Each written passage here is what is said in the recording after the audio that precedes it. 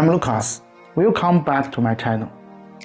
If I simply go by the title of this video, I'm afraid it might appear like a clickbait. The reason is that the Oracle bone script, the pictograph, is not found in almost any Chinese character used today, except for the case of research done by a few script scholars. If it had not been discovered and studied by Wang Yirong, an official of the Qing dynasty in 1899 in a herbal medicine study, the Chinese people would not even have known about the existence of Oracle bone script for nearly 2,000 years. So, why do I use this title? It is because I'm going to talk about what the Oracle bone script has gone through in its evolution that end up what Chinese characters are today. From the perspective of writing, the ideographic pictographs of the Oracle bone script, like other pictographs in the world, use drawings to depict things. This means that the more elaborate the drawing, the more precise the meaning expressed. As a comparison, let's look at the Egyptian sacred script. It is not hard to see that, as pictographs, they have done a very good job in the part of the visual expression. I believe that any person looking at these patterns will have no difficulty in guessing what the meaning is. But this kind of writing inevitably causes a problem. That is, too cumbersome to write. Humans are efficiency-seeking animals. Can the ancient Egyptians endure this inefficient writing style for a long time? If we notice the problem, so did the Egyptians.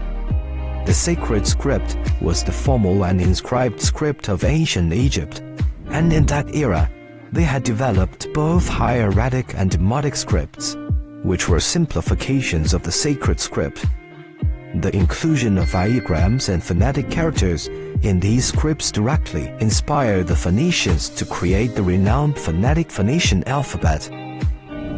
Only unfortunately, even though ancient Egyptian pictographs were already on the path of simplification, they were eventually replaced by phonetic scripts, which were more convenient to use and easier to spread.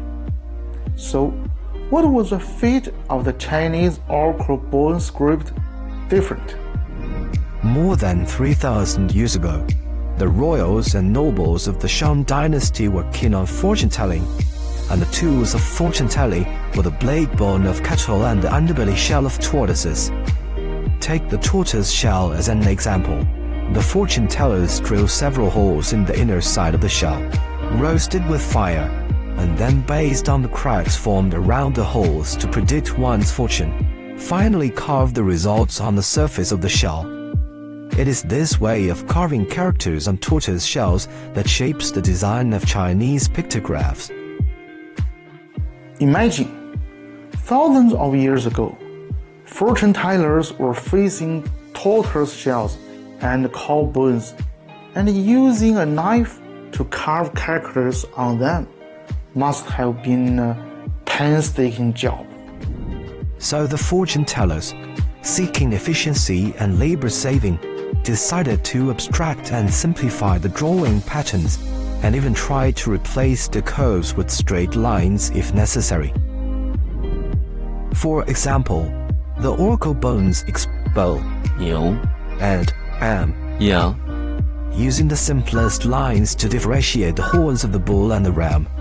Another example is the character person, 人 in which the side view of a person is depicted with only two lines, thanks to the material and tool constraints. The abstraction and simplification prevented the Chinese Oracle bone script from being abandoned in its infancy due to its cumbersome graphics. But after all, the Oracle bone script disappeared from our sight over the next 2,000 years. So how can we understand the statement that the Oracle bone script is still alive? If we look back at the 3,000 years of Chinese character evolution that began with the Oracle bones, we will see that this pattern of character design has profoundly influenced those who came after. This concept was largely established, regardless of the structure of the characters and the use of lines. When Chinese people today see the orca bones placed side by side with present-day characters, they may give a knowing smile, for these ancient characters look so intimate.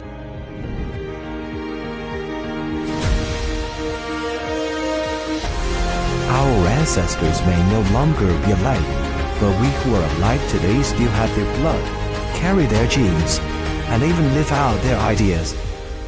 Chinese characters experience a same journey.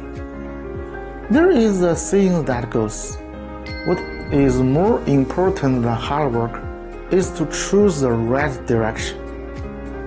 The fact that Chinese characters, which have inherited the genes of the orca bones, are still vibrant in today's highly informationized era, proves that the saying, the orca bones are still alive, is true.